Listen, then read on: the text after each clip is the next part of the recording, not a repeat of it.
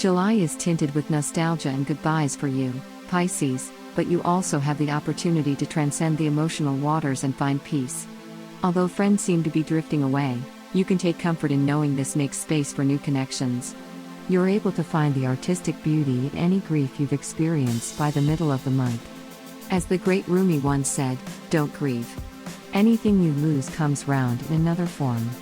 Yes, as strange as it sounds, you're likely to breathe a sigh of relief when a large emotional chapter ends on the 5th. If the wounds still feel fresh, this is a cue to truly experience your feelings. Distracting yourself won't work this month unless you're intent on skipping out on the healing July offers. Instead, dip into the arts and let your imagination run wild. As long as you keep your center, this month promises resolution and a magical new beginning. The walls are crumbling down when it comes to your friends and your social network this July, Pisces. With Saturn retrograde moving backwards into your 11th house from the 1st until the end of September, it's possible you'll see many friends and acquaintances exit your life. This is an exercise in releasing the anxiety and fear of not fitting in. Instead of retreating fully, weigh the value of your personal connections. You'll find some friendships are taking up valuable space, so it's best to wish them well on their way out. With a full moon lunar eclipse in your 11th house on the 5th, it really is time to say goodbye to something or someone that isn't as good for you as they should be. You've been knee-deep in a cycle since January of 2019, but this eclipse brings a story to an end, at least until 2027. Have you finally learned how to enforce your emotional boundaries? If not, it's time to review that area.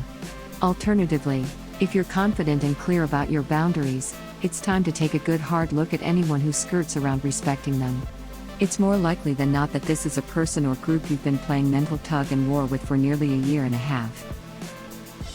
The goodbyes may be more bittersweet than you'd like, especially with asteroid Ceres stationing retrograde. She turns inward on the 7th in your own sign in your 1st house. Something has definitely run its course here, whether that be your job, your crowd, or your home.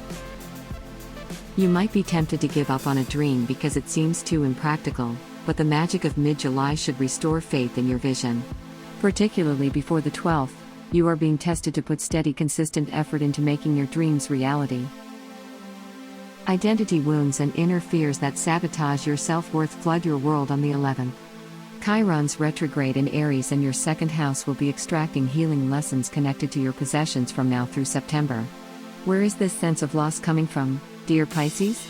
Simply put, what you believe you own doesn't match up with what you feel you should own.